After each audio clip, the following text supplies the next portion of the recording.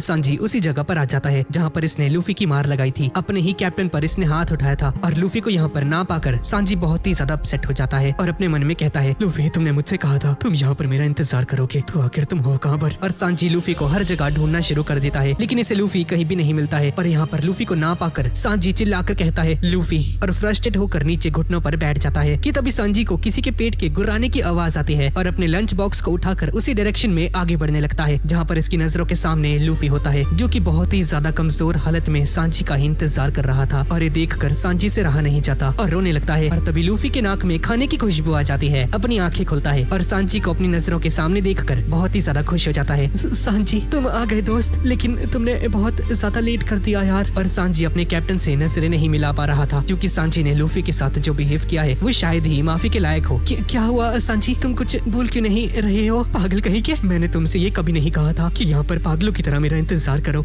Sanji इससे क्या फर्क पड़ता है यार, तुम फिर भी यहाँ पर आए ना दोस्त। और तभी सांजी लूफी के पास जाकर उस लंच बॉक्स को रख देता है। आइंदा से अपने फैसले हम पर मत थोपा करो। लूफी लंच बॉक्स को ओपन करता है, लेकिन ये लंच बॉक्स कीचड़ में गिर चुका था और सांजी बताता है कि यहाँ पर आते वक्त ये खाना गलती से इससे कीचड़ में गिर गया था, इससे एक छोटा सा काम भी नहीं हो पाता है। और सांजी को सच में लगता है कि ये फेलियर है, लेकिन लूफी फिर भी उस खाने को बाहर निकाल कर खाना शुरू कर देता है। सांजी ये बहुत ही ज्यादा टेस्टी है यार, तुम्हारा शुक्रिया। ये सुनकर सांजी शॉक्ड हो जाता है और लूफी की तरफ देखता है। और गाइस लूफी वो दूसरा इंसान होता है जो कि सांजी के ऐसे खाने को भी बेझिझक होकर खा लेता है। पहली इसकी मॉम थी जो कि सांजी के जहर जैसे खाने को भी इंजॉय कर खाती थी, और सेम लूफी भी इस लंच बॉक्स में से जो कुछ भी था सब कुछ खाना शुरू कर देता है। सांजी तुमने यहाँ खाने में जो कुछ भी बनाया है वो हमारे दोस्तों में किसी न किसी का फेवरेट है, तुम्हें ऐसा ही कुछ पूरे क्रू के लिए भी बनाना चाहिए ना यार सांजी, ये सच में बहुत ही ज्यादा डिलीशियस है, मुझसे झूठ मत कहो। लूफी पूरे डब्बे को खाली कर देता है और जोश में आकर कहता है, तो चलो भाई खाना पीना हो गया। सांजी भाई चलो अब काम की बात कर लेते हैं। ठीक है तुम्हारा पेट भर गया ना, अब यहाँ से चले जाओ। लूफी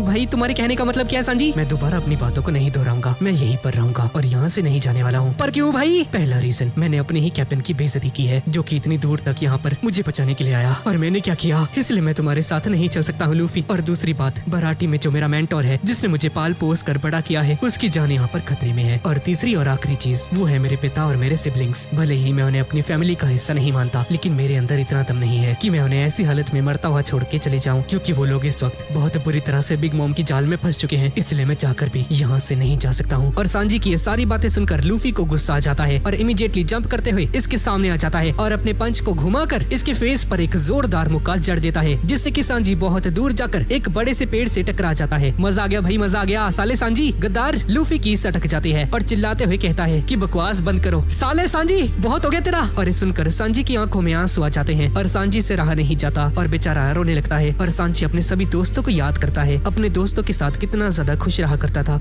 लूफी मैं अपने घर सनी पर वापस आना चाहता हूँ, लेकिन मेरे पास इतनी हिम्मत नहीं है कि मैं तुम्हारे साथ वापस चल पाऊँ और इन सभी को मरता हुआ छोड़ जाऊँ। कल एक बार वो वेडिंग शुरू हो जाएगी तो मैं खुद को भी वहाँ पर नहीं बचा सकता। भले ही मैं इन सभी को अपना फैमिली मेंबर नहीं मानता, लेकिन फिर भी इन सभी को बचाना चाहता हूँ। और लूफी ये सारी बातें सुन रहा होता है और लूफी समझ जाता है कि सांजी अपनी फैमिली को बचाना चाहता है। सांजी मैं समझ गया, तुम्हारे पास तुम्हारे दोस्त हैं, यानी कि हम सांजी, और हम सब मिलकर कल उस वेडिंग को बर्बाद कर देंगे। और लूफी की इस बात को सुनकर सांजी को बहुत ही ज्यादा राहत मिलती है और इसकी आंखों में खुशी के आंसू आ जाते हैं। अब इसके बाद स्वीट सिटी के अंदर हम एक मिस्टीरियस पर्सन की एंट्री को देखते हैं और लूफी जिम्बे के बारे में सांजी को बताने लगता है और कहता है कि उसी ने हमारी वहाँ से एस्केप करने में मदद की है। ये तो काफी ज्यादा कमाल की बात है, अगर जिम्बे ने तुम्हारी मदद की है तो इसका मतलब यही है कि नामी और बाकी सभी लोग भी सुरक्षित होंगे। हाँ तुमने सही कहा सांजी यार, पर इस वक्त एक बहुत बड़ी दिक्कत है और वो ये है कि मुझे समझ में नहीं आ रहा है कि आखिर हम उन सभी से कांटेक्ट कैसे करें। और सांजी नामी की उसी मेमोरी को देखता है जब नामी ने इसे चांटा लगाया था और अपना सर झुकाकर लूफी से कहता है कि शायद मैं नामी से नजरें भी ना मिला पाऊँ, न जाने वो मुझे माफ करेगी या नहीं। सांजी मेरी दो बातें गौर से सुनो। पहली बात ये है कि हम सभी लोग तुम्हारी बहुत ज्यादा केयर करते हैं, और दूसरी बात ये है कि जब उन्हें पता चलेगा कि तुम क्रू में वापस आ रहे हो तो सभी लोग बहुत ही ज्यादा खुश हो जाएंगे दोस्त, वो सारी बातों को भुला देंगे। तो तुम्हें इसके बारे में ज्यादा नहीं सोचना चाहिए सांजी। और यहाँ ब्रूली के मिरर वर्ल्ड के अंदर हम चॉपर को देखते हैं, जहाँ पर चॉपर को वही कांच का टुकड़ा मिल जाता है जिससे कि इसने लास्ट टाइम नामी से सीड्यूसिंग वुड के पास जो ग्राउंड मौजूद है वहाँ पर इससे कांटेक्ट किया था। और नामी आगे बताने लगती है कि जब हम लोग बात कर रहे थे तो वहाँ पर ये मिरर अपने आप ही टूट गया था, पर मुझे यकीन है कि उस कांच के टुकड़े अभी भी वहाँ पर पड़े होंगे उसी पेड़ के पास। ये सुनकर चॉपर भी कहने लगता है तो ठीक है नामी, हम ट्राई करके देखते हैं। और उस कांच से कहने लगता है, हेलो लूफी, सांजी हेलो, क्या तुम मुझे सुन पा रहे हो? हेलो, अगर तुम्हें मेरी आवाज आ रही है तो प्लीज जवाब दो। और सांजी और लूफी को चॉपर की आवाज सुनाई देने लगती है और लूफी एट द एंड उस मिरर के टुकड़े को ढूंढ निकालता है। हाँ भी चॉपर आ रही है आवाज, कहाँ है तू? चॉपर भाई मैं तुम्हें सुन सकता हूँ। और लूफी को सही सलामत देखकर सभी लोग बहुत ही ज्यादा खुश हो जाते हैं और साथ ही में लूफी इन सभी को बता देता है कि सांजी अब हमारे साथ हो चुका है। ये सुनकर सभी की खुशी डबल हो जाती है। सांजी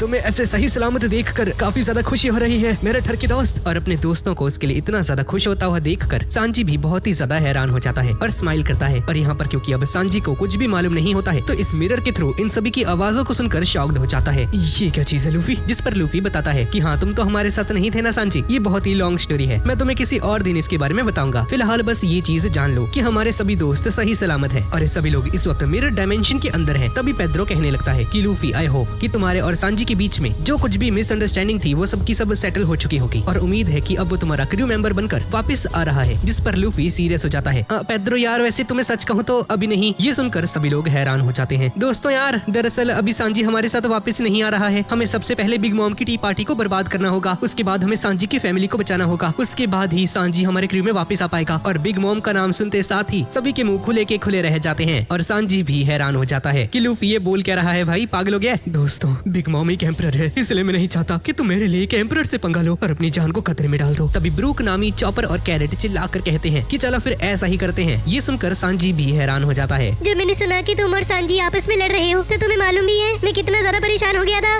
ब्रूक, कैरेट और चॉपर ये तीनों रोना शुरू कर देते हैं और नामी बोलती है कि बेसिकली हमें बस सांजी की मदद करनी है, उसके बाद सांजी हमारे क्रू में वापस से शामिल हो जाएगा, है ना लूफी? और नामी की आवाज को सुनकर सांजी इसके पास जाकर इससे बात करने की कोशिश करता है। और हाँ एक चीज मैं तुम्हें बता देना चाहती हूँ, मैं तुम्हें माफ नहीं करने वाली, लेकिन अगर तुम्हें वापस लाने के लिए हमें ये सब करना होगा तो मैं इसे जरूर करूंगी। यार नामी वैसे एक बार सांजी की बहन ने मेरी जान बचाई थी तो मैं इसकी पूरी फैमिली की जान बचाकर सांजी के एहसान को उतारना चाहता हूँ। और यहाँ पर जिम्बे लूफी से कहता है कि लूफी मैं उम्मीद करता हूँ कि तुमने अपना मन बना लिया होगा, लेकिन जो तुम अब करने वाले हो ये इतना भी ज्यादा आसान नहीं होने वाला है, क्योंकि बिग मॉम अपनी टी पार्टी के लिए बहुत ही ज्यादा एक्साइटेड रहती है। आंधी सुनामी कुछ भी आ जाए लेकिन बिग मॉम की टी पार्टी को कोई भी नहीं रोक सकता है। और भूलो मत कि बिग मॉम एक एम्परर है, अगर हम उसकी टी पार्टी को यहाँ पर बर्बाद कर देते हैं तो इसका मतलब यही होगा कि हम डायरेक्टली एक एम्परर से पंगा ले रहे हैं। जिन फाइटर्स को तुम अब तक देखते आ रहे हो वो सब के सब छोटे मोटे फाइटर्स हैं। अभी तक हमने बड़े बड़े फाइटर्स को तो देखा भी नहीं है, लेकिन इस टी पार्टी में वो सभी के सभी मौजूद होंगे। और मैं दावे के साथ कह सकता हूँ कि बिग मॉम की आर्मी की जो फुल ताकत है तुमने उसका 10% भी नहीं देखा है। तो अगर हमें बिग मॉम के साथ लड़ना है और उसके सोल्जर्स के साथ फाइट करनी है तो हमें और लोग चाहिए होंगे और इस वक्त हम तादाद में बहुत ही ज्यादा कम है। जरा देखो लूफी, हम गिनती में सिर्फ 10 लोग हैं। और लूफी जिम्बे की ये सारी बातें बहुत सीरियसली सुन रहा होता है। पर लूफी जिस बात को मैं तुम्हें बताने जा रहा हूँ उस बारे में मैंने इन्हें ऑलरेडी बता दिया है और मैं तुम्हें भी उस बारे में बताना चाहता हूँ। क्या तुम कैप्टन गैंग बेजी को जानते हो? हाँ यार जिम्बे, मैं उसे कैसे भूल सकता हूँ, उसी ने तो सांजी को अगवा किया था। और यहाँ स्वीट सिटी के अंदर एक और बहुत ही ज्यादा खतरनाक बंदे की एंट्री हो जाती है और इस बंदे की ताकत भी कमाल की है, जिसका नाम है शार्लेट टाइफूगू। और अब बिग मॉम की टी पार्टी को स्टार्ट होने में बस 5 घंटे बचे हुए हैं। और यहाँ पर जिम्बे बेजी के बारे में बताते हुए कहने लगता है कि गैंग बेजी असल में वेस्ट ब्लू से आया है और वेस्ट ब्लू के अंदर 5 माफिया फैमिलीज हैं जो कि पूरे के पूरे अंडरवर्ल्ड को कंट्रोल करते हैं। और यहाँ पर इन सभी का लीडर कोई और नहीं बल्कि गैंग बेजी ही है। और गैंग बेजी अपने जवानी के दिनों में हिटमैन के नाम से मशहूर था और इसे अपनी नजरों के सामने लोगों को तड़पते हुए देखना बहुत ही ज्यादा पसंद है। ये बंदा बहुत ही ज्यादा खतरनाक है क्योंकि लोगों से हाथ मिलाकर किसी को भी जान से मार देता था, लेकिन अब बेजी ने अपने तरीके को बदल लिया है। अब ये बंदा जितनी भी छोटी मोटी गैंग्स होती हैं उन सभी के लीडर्स को जान से मार देता था और जो भी ट्रेजर वगैरह होता था उन सभी जरूरी चीजों को लेकर वहाँ से भाग जाता था, वो उन्हें मार देता था, लेकिन उससे उन लोगों की टेरिटरी या टाइटल से कोई भी फर्क नहीं पड़ता था। लेकिन ऐसे ही वक्त बीतता गया और बेजे बोर होने लगा, जिसके बाद उसने पायरेट बनने का फैसला लिया और यहाँ पर जितने भी फेमस पायरेट्स होते थे उन सभी के कैप्टन को मार देता था और चारों तरफ बेजे बदनाम हो गया, क्योंकि अगर तुम किसी के कैप्टन को मारोगे तो पूरा क्रू तुम्हारे पीछे हाथ धोकर पड़ ही जाएगा। इसी वजह से बेजी एक सिचुएशन में फंस जाता है और ना चाहते हुए भी बिग मॉम के साथ हाथ मिला लिया ताकि ये सेफ रहे। और अपनी लॉयल्टी को साबित करने के लिए इसने बिग मॉम की एक बेटी से शादी भी की। और जब बिग मॉम को लगा कि ये बंदा मेरे लिए बहुत ही ज्यादा लॉयल है तो बिग मॉम ने टी पार्टी का सिक्योरिटी इंचार्ज यहाँ पर बेजी को बना दिया। लेकिन बेजी यहाँ पर अंदर से बिल्कुल भी नहीं सुधरा था और अब इसका टारगेट एक एम्परर है जिसे की गैंग बेजी इनडायरेक्टली मारना चाहता है। लूफी ये सारी बातें सुन रहा होता है और तभी जिम्बे आगे बताता है कि उसने पैकॉम्स को भी ये मौका दिया था और उसे अपने साथ हाथ मिलाने के लिए कहा, लेकिन पैकॉम्स बिग मॉम के लिए बहुत ही ज्यादा लॉयल था, इसलिए उसने मना कर दिया। और अब क्योंकि पैकॉम्स को बेजी का सीक्रेट पता चल गया था और साथ ही में इसका असली चेहरा भी इसने देख लिया था, तो इसी वजह से बेजी ने पैकॉम्स को जान से मारने की कोशिश की। पर वक्त रहते मैंने और मेरे दोस्तों ने मिलकर उसकी जान बचा ली और इस वक्त उसकी कंडीशन पहले से बेहतर है। और ये सुनकर लूफी एक राहत की सांस लेता है। मैं बेजी को इसके लिए कभी माफ नहीं करूंगा। लूफी तुम्हें अपनी फीलिंग्स को भी कंट्रोल में रखना होगा। इस वक्त हमारी फर्स्ट प्रायोरिटी उस टी पार्टी को डिस्ट्रॉय करना है और उसके बाद सांजी की फैमिली को बचाना है और उसके बाद यहाँ से सेफली एस्केप करना है। और जरा अपने आस पास देखो, हम 10 लोग मिलकर कभी भी इस काम को अंजाम नहीं दे सकते। सकते हैं, लेकिन गैंग बैजे न ही सिर्फ टी पार्टी का सिक्योरिटी इंचार्ज है, बल्कि उसने आज सुबह ठीक 10 बजे जो टी पार्टी होने वाली है उसे कैसे बर्बाद करना है उसने इसकी प्लानिंग भी कर रखी है। हमारे पास सिर्फ 5 घंटे हैं और हम इस 5 घंटे में ऐसी कोई भी प्लानिंग नहीं कर सकते हैं जिससे कि हम उस टी पार्टी को बर्बाद कर सके। तो इसलिए मैं यही कहता हूँ कि तुम्हें थोड़े समय के लिए पैकॉम्स को साइड में रखकर गैंग बैजे के साथ हाथ मिला लेना चाहिए। लूफी इसके बारे में सोचता है। जिम्बे यार, मुझे लगता है तुम्हारा आइडिया ठीक है, पर ये सुनकर बाकी के क्रूमेट्स बिल्कुल भी खुश नहीं होते हैं। लूफी, तुम जानते हो उसने पैकॉम्स के साथ क्या किया, और अभी अभी तुमने उसके पास्ट के बारे में सुना। वो बंदा किसी भी एंगल से भरोसे के लायक नहीं है। लूफी यार, ब्रूक यार, एक बार ट्राई तो कर सकते हैं ना। और सांजी भी लूफी को समझाता है। सांजी, तुम चिंता मत करो, सब कुछ सही रहेगा। मुझे मालूम था लूफी कि तुम सही रास्ता ही लोगे, और तुम लोग चिंता मत करो, मैंने पहले से ही उनके साथ सारी अरेंजमेंट्स कर ली है, और वैसे भी हम बस वहाँ पर उनसे बात करने के लिए जा रहे हैं। अगर उनका प्लान तुम्हें अपने अकॉर्डिंग सही लगता है तो तुम उसे हाँ कर देना, और अगर नहीं लगता है तो हम चुपचाप चले आएंगे। इन सभी का प्लान सेट हो जाता है और लूफी को चिम्बे बताता है कि तुम्हें गैंग बैजे का जो ठिकाना है वो होल किक आइलैंड के नॉर्थ वेस्ट एरिया में मिल जाएगा, तो तुम्हें और सांजी को उसी तरफ जाना होगा, और मैं और हम सभी लोग मिरर वर्ल्ड के जरिए से वहाँ पर थोड़ी ही देर में पहुँच जाएंगे। तो ठीक है, बहुत ही जल्दी दोबारा मिलते हैं। और यहाँ होल किक आइलैंड के नॉर्थ वेस्ट में हम गैंग बैजे के बेस को देखते हैं और हम विटो को भी देखते हैं। मैंने सुना है कि तुम बॉबिन का पीछा कर रहे थे और तुमने उसे निपटा दिया है। हाँ बस, मुझे ऐसा करना ही पड़ा क्योंकि वो ब्लैक लेग सांजी का पीछा कर रहा था,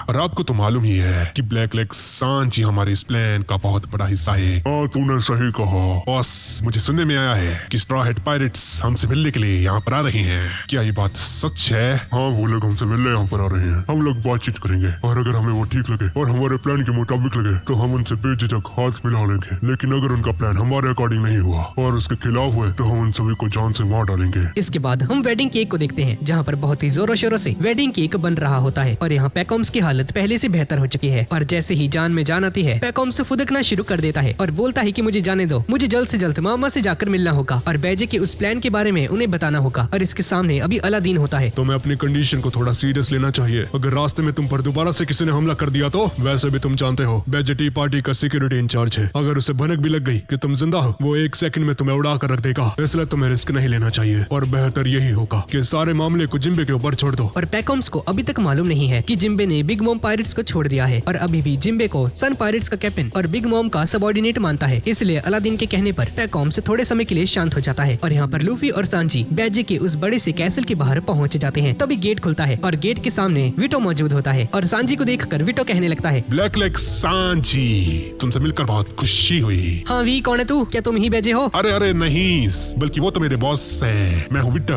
हमारे कैप्टन किसी से भी ऐसे वो उठाकर नहीं मिलते और ना ही ऐसी फटीचर जैसी हालत में उनके सामने जा सकते हो। पहले जाओ, थोड़ा शावर लो, अच्छे से कपड़े पहनो, उसके बाद तुम उनसे मिल सकते हो।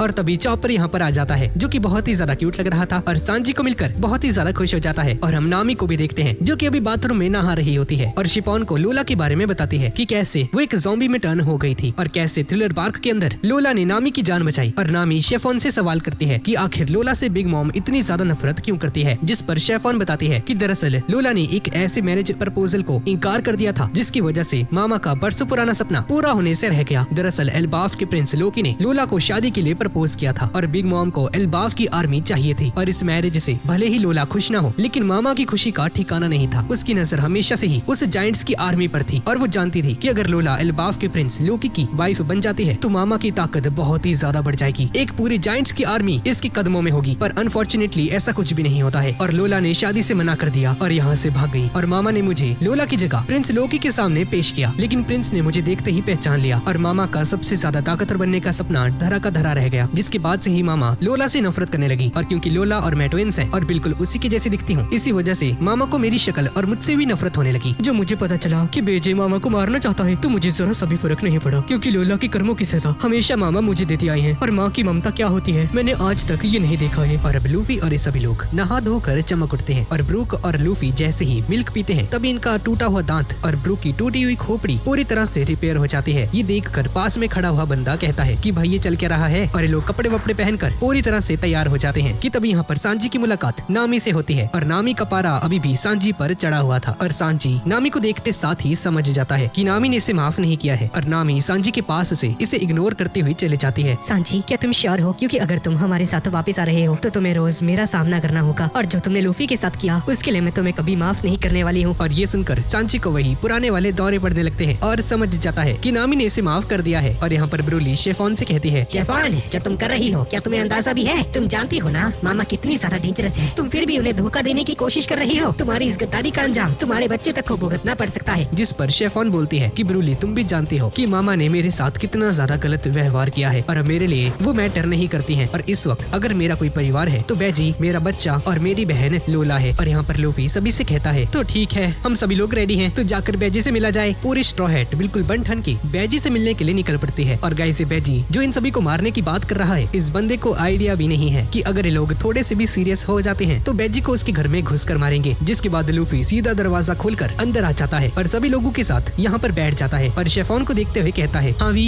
तो क्या तुम बैजी हो क्या? पूरी पोगल कहीं की, मैं एक लड़की हूँ। और शेफॉन के बच्चे से कहने लगता है, अच्छा तो मतलब ये है बैजी है ना, ये छोटा सा बच्चा, इसकी तो मूछें भी हैं। जिस पर नामी और चॉपर लूफी पर भड़क जाते हैं। साले लूफी जो बोला, गधे की बच्ची, तुम्हें दिखता नहीं वो एक बच्चा है। इतना बड़बड़ाने की जरूरत नहीं, हमारे पास बस आते ही होंगे। तभी बैजे यहाँ पर आ जाता है। अच्छा तो सभी लोग यहाँ पर आ गए। हाँ ठीक है, मुद्दे की बात करते हैं। अब हमारे पास सिर्फ 3.5 घंटे बचे हुए हैं, तो सीधा साफ जवाब दो, क्या तुम मेरा साथ दोगे या नहीं? जिस पर लूफी सीरियस हो जाता है। और वहीं दूसरी तरफ हम एक और बहुत ही ज्यादा पावरफुल मेंबर को देखते हैं जिसका नाम होता है शार्लेट अवन। और ये बंदा बिग मॉम का 4th सन है। ये बंदा बहुत ही ज्यादा हॉट है। और यहाँ पर बैजी के घर के अंदर माहौल बहुत ही ज्यादा गर्मा चुका है। सभी लोग बहुत ही ज्यादा सीरियस नजर आ रहे थे और दोनों तरफ के लोग ही एक दूसरे को घूरते जा रहे थे। और बैजी के सोल्जर्स ने अपनी गन को पूरी स्ट्रॉ हैट पर ही तान कर रखा हुआ था। बस एक गलती और ये सभी लोग इन्हें भून डालेंगे। और अंडरवर्ल्ड का सबसे पावरफुल और फेमस माफिया नहीं गाइस, हनी सिंह नहीं, और दूसरी तरफ वर्स्ट जनरेशन का वो पायरेट जिसने 2 एम्परर्स के नाक में दम करके रखा हुआ है। दोनों बहुत ही ज्यादा पावरफुल हैं, पर इस वक्त सबसे ज्यादा खतरनाक स्ट्रॉ हैट पायरेट्स हैं, क्योंकि जो भी स्ट्रॉ हैट को छेड़ता है तो स्ट्रॉ हैट उन्हें छोड़ती नहीं है। माहौल पूरी तरह से सीरियस था, लेकिन तभी लूफी अपना हाथ आगे बढ़ाता है, जिसे देखकर सारे सोल्जर्स लूफी की तरफ अपनी गन को तान देते हैं। लेकिन अगले ही पल हम लोग देखते हैं कि लूफी यहाँ पर सामने रखी कुकीज को उठाकर खाने लगता है, जिससे कि यहाँ का माहौल पूरी तरह से नॉर्मल हो जाता है। तुम सभी की मेरे सामने कोई औकात नहीं, मैं चाहूँ तो सेकंड्स में तुम्हें मार कर बदल सकता हूँ। अच्छा ऐसी बात है, हाँ तुम्हें लगता है कि तुम हमें मार सकते हो? जरा एक बार दोबारा से सोच लो, क्योंकि अगर तुमने मुझे मार दिया तो यहाँ पर कोई शादी होगी ही नहीं। और वैसे भी बिग मॉम के लोग शादी से 2 घंटे पहले मुझे चेक करने के लिए जरूर आएंगे, तो अगर मैं ही वहाँ पर नहीं पहुँचता हूँ तो यहाँ कोई शादी होगी ही नहीं। और अगर यहाँ पर कोई शादी होगी ही नहीं तो तुम बिग मॉम को कैसे मारोगे? हाँ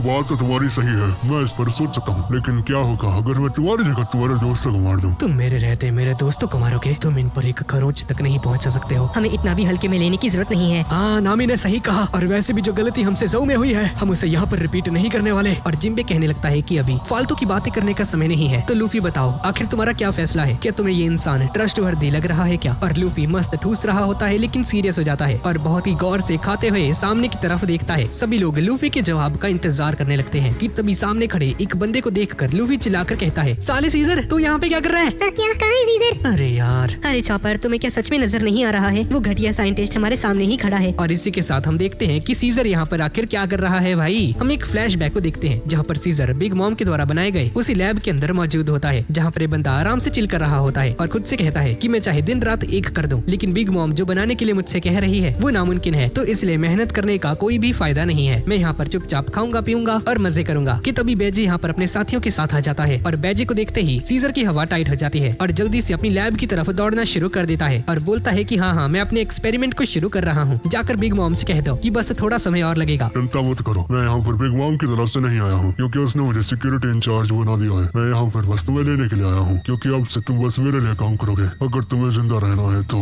ये सुनकर सीजर चिल्लाते हुए कहता है कि तुम्हें आइडिया भी है क्या? तुम इस वक्त किससे बात कर रहे हो? मेरे पास वो ताकत है जिससे मैं इस पूरी दुनिया को तबाह कर सकता हूँ। जिस पर बैजे सीजर के हार्ट को क्रश करने लगता है। हाँ मैं अच्छे से जानता हूँ कि तुम क्या कर सकते हो, इसलिए आज से तुम मेरे लिए काम करोगे। और सीजर बैजे के लिए काम करना शुरू कर देता है और बैजे सीजर के द्वारा एक खास तरह की चीज को बना रहा होता है। और तभी विटो यहाँ पर आ जाता है। स्ट्रॉ हैट्स भी बहुत ही जल्द यहाँ पर आने वाले हैं। ये पायरेट्स जब भी मेरे आसपास होते हैं मेरे साथ कुछ भी अच्छा नहीं होता है। और तभी सीजर अपनी लुक को चेंज कर लेता है और प्रेजेंट में हम लोग सीजर को देखते हैं। क्या आखिर ये सीजर कौन है? लगता है तुम्हें कोई गलत फहमी हो चुकी है। मैं वो नहीं हूँ, बल्कि मैं तो बैजे का बड़ा भाई गैंगस्टर गैस्टीन हूँ। और अपनी सिग्नेचर हंसी को हंसता है, जिसे सुनकर चॉपर और सांजी शॉक्ड हो जाते हैं। आखिर कोई इतनी घटिया एक्टिंग कैसे कर सकता है? इसने तो अनन्या पांडे को भी फेल कर दिया। हसन जी तुमने सही कहा, पर इसका नाम भी कितना ज्यादा फेक है। यार थोड़ी तो प्रैक्टिस कर लेता। इसकी हंसी भी बिल्कुल इसी की जैसी है, बकवास। और सभी लोग समझ जाते हैं कि ये सीजर है, कोई गैस्टीन वेस्टीन नहीं है। पर हम लोग जानते ही हैं कि लूफी कितना ज्यादा स्मार्ट है। अच्छा तो तुम सीजर नहीं हो? हाँ मुझे माफ करना। अबे लूफी ढक्कर बेवकूफ, ये सीजर ही है। क्या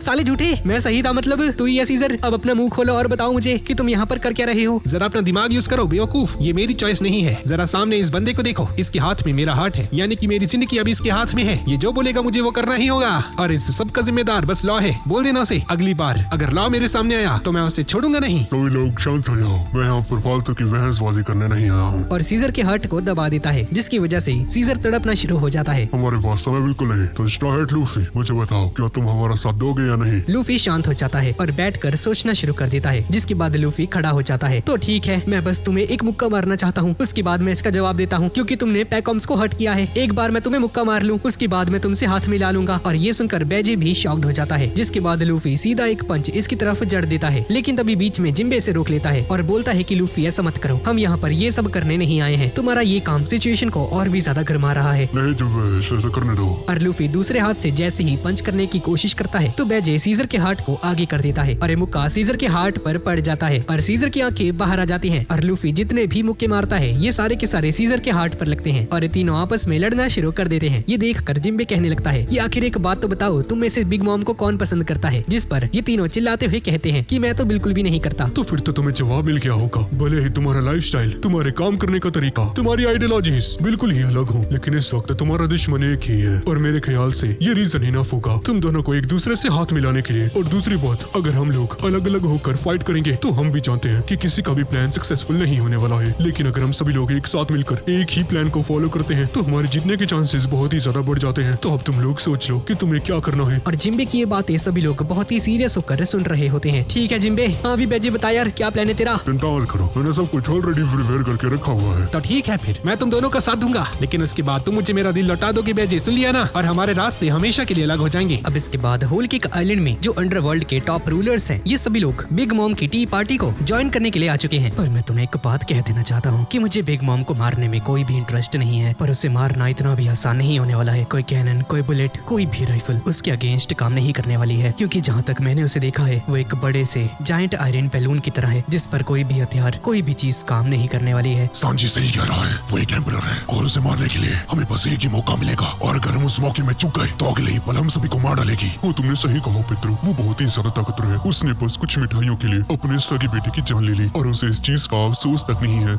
एक बात तो बताओ बेजी, आखिर तुम्हारे दिमाग में बिग मॉम को मारने का ये आइडिया टी पार्टी के दौरान ही क्यों आया? मुझे लगा ही था तुम में से कोई ना कोई एक इस सवाल को जरूर पूछेगा। इसका जवाब बहुत ही आसान है और वो इसलिए है क्योंकि तुम सभी लोगों को मेरे लिए ऐसी सिचुएशन को क्रिएट करना होगा कि मुझे किसी तरह से 5 सेकंड्स मिल जाए और उन 5 सेकंड्स में बिग मॉम का काम तमाम कर दो। ये सुनकर सभी लोग हैरान हो जाते हैं। हाँ बॉस बिल्कुल सही कह रहे हैं, 5 सेकंड में बॉस उसे ढीर कर सकते हैं। पर इन 5 सेकंड्स के दौरान अगर उसके बच्चे हमारे बीच में आ गए तो हमारा खेल खत्म हो जाएगा। और बैजी के बच्चे, हमारी डील को मत भूलना, समझ गए ना? जैसे ही तुम्हारा काम हो जाएगा तो मुझे मेरा हार्ट दे दोगे और उसके बाद हम दोनों अपने अपने रास्ते। सीजर तुम चिंता मत करो, अगर बैजी ने तुम्हें जुबान दी है तो वो कभी भी पीछे नहीं हटने वाला। जिसके बाद सीजर इन्हें अपने कुछ नए वेपन्स दिखाता है। ये जो तुम देख रहे हो ये बहुत ही ज्यादा खतरनाक हथियार है, इतने ज्यादा खतरनाक कि ये वेपन्स बिग मॉम को जान से मार सकते हैं। इनके अंदर जो जहर है वो इतना ज्यादा खतरनाक है कि अगर ये हवा में फैल जाएगा तो सेकंड्स में ही यहाँ पर लाशों के ढेर बिछ जाएंगे। और इन लोगों ने ये प्लान बनाया है कि असल में ये लोग इस वेपन के जरिए से बिग मॉम के ऊपर हमला करेंगे और इन्हें इस शेप में बनाया गया है कि जैसे ही इसे लॉन्च किया जाएगा ये सीधा बिग मॉम की बॉडी के अंदर जाकर घुस जाएंगी। और इन वेपन्स का नाम डेडली KX लॉन्चर्स है। हालांकि वेपन्स जितने ज्यादा मर्जी अच्छे हो, लेकिन बिग मॉम इमोशनली जब तक बिल्कुल सही कंडीशन में रहेगी तब तक कोई भी वेपन उसकी मोटी चमड़ी को भेद नहीं सकता। हाँ तुमने सही कहा, मैंने जब उस पर हमला किया था तो मुझे ऐसा लग रहा था कि मेरी स्वॉर्ड बाउंस बैक कर रही है। उस बिग मॉम की स्किन बहुत ही ज्यादा थिक थी, बिल्कुल ब्राजीलियन कुड़ियों की तरह। तो भाई अब हम क्या करेंगे? हमें सबसे पहले बिग मॉम को इमोशनली कमजोर करना होगा, जिससे कि वो कुछ पल के लिए बिल्कुल अनकॉन्शियस हो जाए और उसका ध्यान थोड़ा सा डाइवर्ट हो जाए। और एक काम हम मामा की एक कमजोरी से करेंगे। बिग मॉम की एक कमजोरी है और वो है उसकी मदर कार्मेल।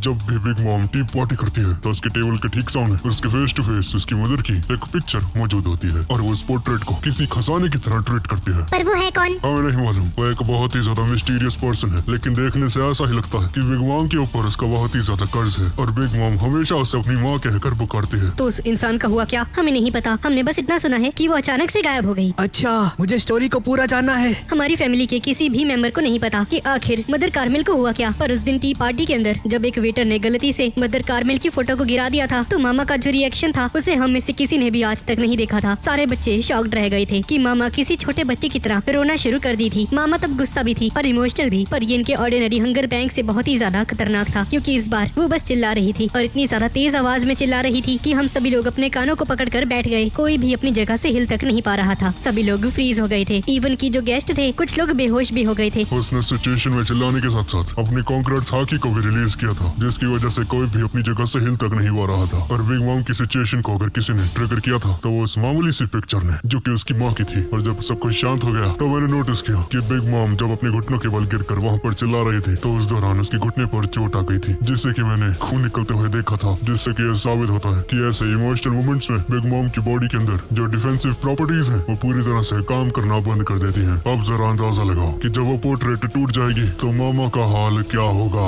ये सुनकर सभी लोग हैरान हो जाते हैं। बस हमें इसी मौके का फायदा उठाना है। भाई यकीन नहीं होता यार, एक फोटो हमारे इतने ज्यादा काम आ सकती है। क्या बात है, सही प्लान है भाई, सही प्लान है। सुनो स्ट्रॉ हैट, जब बिग मॉम की उस फोटो को हम लोग तोड़ देंगे तो इस दौरान उसके बच्चे उसे घेर कर रहेंगे, क्योंकि वो लोग जानते हैं कि इस वक्त मामा बहुत ही ज्यादा कमजोर हो जाती है। मुझे बिग मॉम पर हमला करने के लिए 5 सेकंड चाहिए, इसलिए मैं चाहता हूँ कि तुम उस वक्त पर किसी चारे की तरह काम करो और उन सभी का ध्यान अपनी तरफ खींचो। 1 सेकंड, तुम्हारे कहने का मतलब क्या है? तुम लूफी को एक चारे के तौर पर यूज करना चाहते हो? ये बहुत ही ज्यादा गलत है। अरे यार ठीक है, मुझे कोई दिक्कत नहीं, और वैसे भी इस काम में बहुत ही ज्यादा मजा आने वाला है। ये सुनकर सभी लोग हैरान हो जाते हैं और शेफॉन लूफी को बोलती है कि तुम्हें आइडिया भी है क्या कि उस पोर्ट्रेट के आसपास कितने इंपॉर्टेंट फिगर्स मौजूद होंगे, और साथ ही में उस फोटो को तोड़ने का काम इतना ज्यादा आसान भी नहीं होने वाला है। लूफी शायद तुम्हें एक और बार सोच लेना चाहिए। अरे यार चिंता मत करो, मेरे पास ना एक कमाल का आइडिया है। जब मैं वहाँ पर एंट्री मारूंगा तो मेरी एंट्री को देखकर सलमान खान भी शर्मा जाएगा। बस तुम लोग देखते जाओ। और बेजे लूफी से पूछता है कि तुम्हें अच्छे से मालूम है ना कि आखिर तुम्हें उस फोटो को कब तोड़ना है? हाँ हाँ मुझे मालूम है भाई, मुझे मत सिखा, चल चल अपने बाप को मत सिखा, चल। जब सांजी पुडिंग का घूंघट उठाएगा और दोनों एक दूसरे के करीब आएंगे किस करने के लिए, तभी मुझे उस फोटो को तोड़ देना है ना? वैसे आइडिया काफी ज्यादा अच्छा है, क्योंकि जब दूल्हा और दुल्हन एक दूसरे के करीब आएंगे तो सबकी निगाहें उन्हीं दोनों पर टिकी रहेंगी, और साथ में ये वही वक्त होगा जब सांजी को पुडिंग गोली मारेगी। मेरी फिक्र मत करो, मैं डॉज कर लूंगा और वो गोली मुझे नहीं लगेगी। और बेजे इन सभी को प्लान समझाने लगता है। हॉल के एक शेड्यू के ऊपर हम सभी लोग मौजूद होंगे, जहाँ पर लोगों की बहुत ज्यादा भीड़ होगी। सभी मेहमानों की नजर सांजी और पुडिंग पर होगी, और जैसे ही सांजी और पुडिंग एक दूसरे के करीब आएंगे और पुडिंग सांजी के ऊपर गन तान देगी, तभी लूफी बीच में से आएगा और आकर उस फोटो को तोड़ देगा, जिससे कि बिग मॉम बिल्कुल पागल हो जाएगी और गुस्से के मारे और शॉक्ड होकर चिल्लाना शुरू कर देगी। उसके बाद हम सभी लोग इन ईयरबड्स को पहन लेंगे ताकि हमें बिग मॉम की आवाज सुनाई ना दे, जिससे कि हम सभी लोग सुरक्षित रहेंगे। और उसके बाद हमारा खेल शुरू हो जाएगा। जब सभी लोग पैनिक कर रहे होंगे तुम सभी लोग सही मौका देखकर सांजी की फैमिली को बचा लोगे। जिसके बाद मैं अपने स्टिकी लॉन्चर का यूज करके बिग मॉम पर हमला करूंगा और इसका काम तमाम कर दूंगा। पर इस काम को हमें बहुत ही सावधानी के साथ करना होगा। इसमें हमें सिर्फ 10 सेकंड लगने चाहिए। इससे ज्यादा एक भी सेकंड अगर लगा